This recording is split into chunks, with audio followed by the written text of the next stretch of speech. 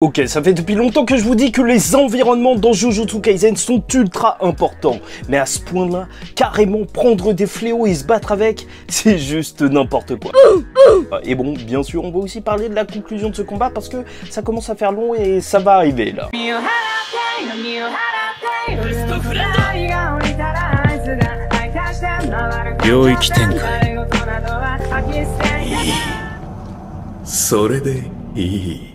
Mesdames et messieurs, ici Charles et on se retrouve aujourd'hui pour la review du chapitre 188 de Jujutsu Kaisen Tokyo Colony 2, numéro 8 ou je ne sais plus combien. Je vous rappelle que la première partie, Yuji et Megumi, ça a duré 13 chapitres et celle sur Yuta, elle en a duré environ 7 et donc là, vu que ça parle de Panda et de Akari, possiblement qu'on pourrait aussi en avoir 13 ou un petit peu moins. Dans tous les cas, je sens que le combat arrive à sa fin et c'est pour ça qu'à la fin de cette vidéo, on va parler de qui va gagner ce combat, que va-t-il se passer à la fin. Mais reprenons ce qu'il s'est passé, puisque Kashimo, je vous le rappelle, a fait la racaille, il a explosé le bide de Akari lors du dernier chapitre, et bien sûr, Akari, dès le début de ce chapitre, lance son extension de territoire qu'on avait pu voir être lancée à la fin du dernier chapitre. Et ce qu'on apprend, c'est qu'il est en mode réduction de temps, et donc il n'a pas les probabilités augmentées, et ça veut dire qu'il a qu'une seule chance sur 239 de réussir justement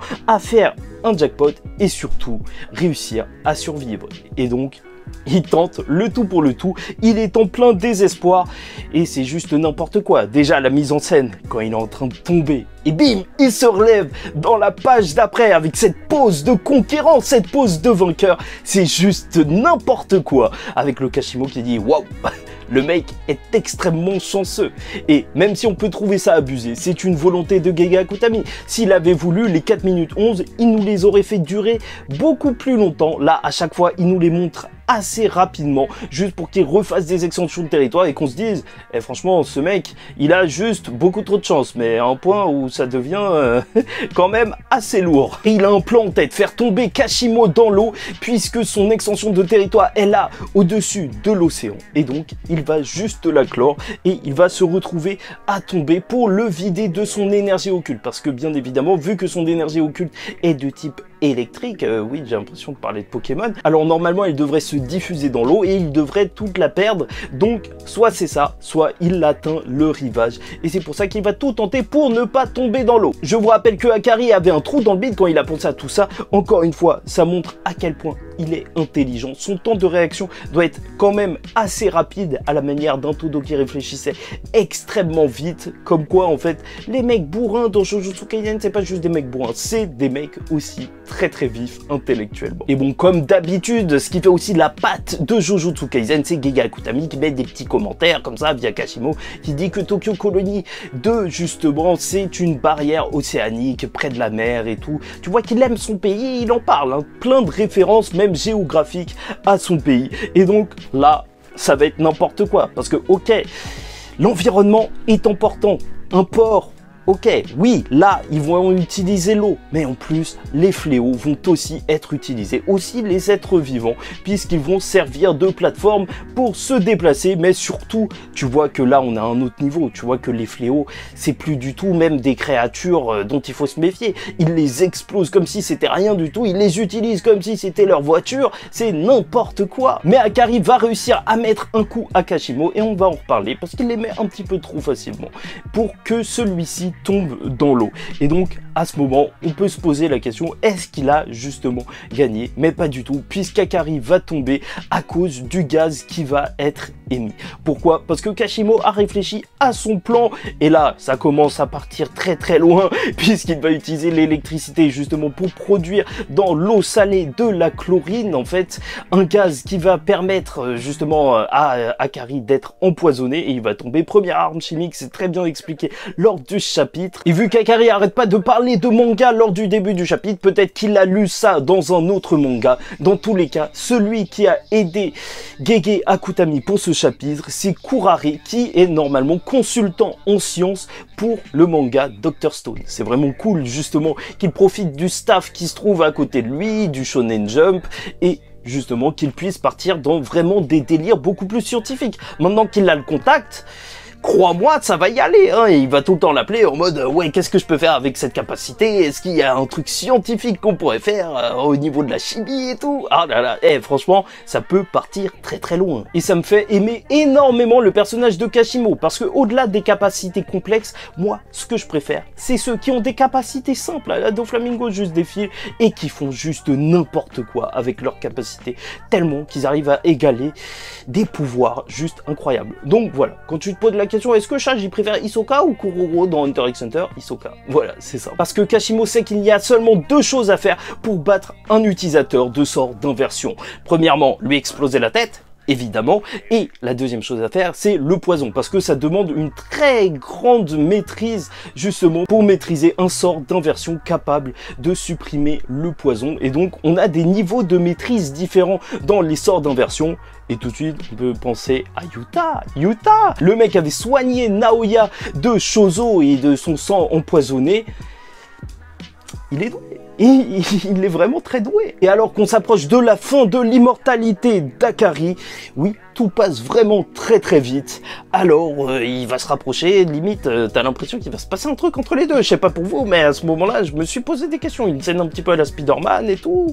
C'était chaud. Mais non, pas du tout. Akari faisait semblant et il va commencer à le tabasser. Parce que Kashimo ne le savait pas, mais Akari, il maîtrise pas du tout les sorts d'inversion. C'est juste qu'il a tellement d'énergie maudite, comme on nous l'avait expliqué, que en fait, ça se fait automatiquement. La régénération, l'énergie, elle coule tellement de partout que carrément, il y a des sorts qui se font pour le régénérer. C'est n'importe quoi, tu vois, de base, énergie maudite illimitée, c'est n'importe quoi. Et c'est pour ça que ce chapitre était génial. Un combat jojoesque où il y a des gens qui te sortent des plans et au final, non, en fait, j'avais contré ton plan parce que voilà, je sais faire ça.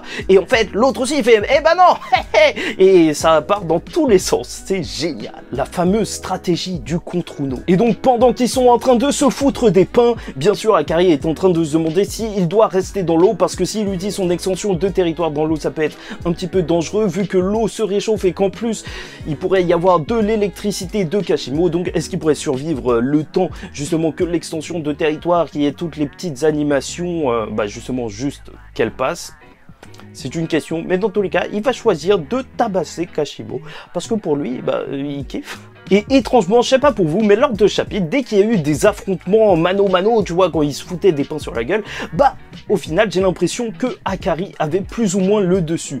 Et certains penseront que Akari devient de plus en plus fort ou je ne sais quoi, mais je pense que c'est l'inverse. En fait, c'est juste que Kashimo, en réalité, depuis le début du combat, peut-être que Akari, à chaque fois, il est soigné, peut-être qu'il a de l'énergie illimitée, mais Kashimo, pas du tout. En vrai, le combat devrait se terminer assez rapidement pour lui, sinon ça va mal terminer. Je pense vraiment qu'il est en train de s'épuiser lors de ce combat et c'est pour ça qu'on voit que Akari, il prend plus ou moins l'ascendant. Et le chapitre va alors se conclure sur un Kashimo qui va attraper le bras d'Akari, puis une grosse attaque, une grosse explosion. On ne sait pas du tout ce qui s'est passé. Et on verra la semaine prochaine, et non, il y a une pause, ce qu'il est advenu d'Akari et aussi de Kashimo. Parce que normalement, Kashimo, jusque-là, on l'a pas vu se soigner. On ne sait pas du tout comment il pourrait gérer même les dégâts de sa propre explosion. Et pour ceux qui voudraient une explication justement à l'explosion, parce qu'en vrai, il fait de l'électricité, il fait pas des explosions. Alors sachez, d'après mes recherches, que justement, comme il a créé beaucoup d'hydrogène en faisant de la chlorine et d'oxygène, c'est tous les deux des gaz inflammables. Donc voilà, possiblement la raison de l'explosion. Tu vois, il suffisait juste d'un petit truc pour tout faire péter. Il faudra aussi voir si Kashimo n'a pas fait exprès justement d'attraper le bras de Akari juste avant l'explosion pour que justement ce bras aussi se fasse exploser et qu'il ne puisse pas utiliser possiblement son extension de territoire s'il n'arrive pas à faire les signes. Parce que je vous le rappelle, comme Todo avec son Boogie Boogie, ou Boogie Woogie, je me souviens plus trop, alors il ne pouvait plus l'activer sans ses mains. Donc est-ce que ce sera la même chose pour Akari ? Je ne sais pas. Donc voilà, on part sur une pause et il est temps de parler probablement de la conclusion de ce combat. Alors, je vais vous donner mes différentes impressions et ce que je pense pour ça. Alors déjà, tout d'abord, la première possibilité, peut-être une des plus simples et une des moins risquées pour Gege Akutami, c'est juste que l'explosion les sépare tout simplement et que le combat s'arrête au prochain chapitre. Voilà, juste comme ça, parce qu'il y a eu une explosion et c'est tout. Oui, je vous avoue que j'aime beaucoup cette idée parce qu'il pourrait se faire one-shot par Sukuna par la suite, notre cher Kashimo, et qu'il y aurait eu justice pour Panda. Parce que ce qui est assez compliqué, c'est qu'avec ce combat, j'ai l'impression vraiment d'avoir vu tout l'éventail des capacités, justement, d'Akari ou même de Kashimo. C'est pour ça que je me dis... Est-ce qu'il reste encore des choses à voir pour ces personnages? Surtout avec le personnage d'Akari, en vrai, il a été un tank juste exceptionnel, sauf qu'au final, qu'est-ce qui va se passer? S'il y a un autre combat, est-ce qu'on aura autant la hype? Est-ce qu'on sera pas saoulé justement de voir un autre combat où il va juste tout le temps nous faire des extensions de territoire? Ouais, je pense que Gege Akutami, il pourra pas repartir sur un autre combat comme ça et garder toute la hype. Sauf si Akari a une évolution, mais Gege Akutami, si t'as rien à faire avec un personnage, t'inquiète pas qu'il va te le tège. En plus, c'est vrai que ça pourrait continuer la dépression de Yuji, vu que c'est lui qui est venu le recruter. Je pense que Gege Akutami, il aime bien faire souffrir Yuji, donc ce serait parfait. Mais d'un autre côté, il pourrait même mourir face... Juste après, justement, si, en fait, Kashimo devient le faire-valoir de Sukuna, alors, peut-être qu'Akari, il pourrait devenir le faire-valoir de Kenjaku, tu vois. Juste te montrer un Akari immortel devant Kenjaku, et Kenjaku qui le tue quand même en 5 secondes, ce serait vraiment juste incroyable pour te montrer que c'est qu'il bosse, tout simplement. Mais bon, comme vous le voyez, c'est très léger. Au final, je sais même pas. Dans tous les cas, j'ai pas beaucoup d'espoir que les deux personnages survivent. Je pense qu'ils ont pas grand chose à faire même pour la suite, ou peut-être Akari changer un petit peu le monde de l'exorcisme, mais je le vois pas trop dans la paperasse et tout, mais vu qu'il a une des nouvelles capacités que les vieux n'aiment pas, ça pourrait être intéressant. Enfin, j'en sais absolument rien, je sais pas. Lâchez-moi vos pronostics en commentaire, likez ou dislikez la vidéo si ça ne va plus. En tout cas, ce combat était juste excellent. Il reste encore une fois comme un des plus grands combats de Jujutsu Kaisen. Et bon, abonnez-vous en attendant la suite. Et justement, la semaine prochaine, peut-être que je vous sors une vidéo Jujutsu Kaisen pour patienter. Et je vous dis ciao tout le monde, faites très attention à vous et surtout, paix sur vous.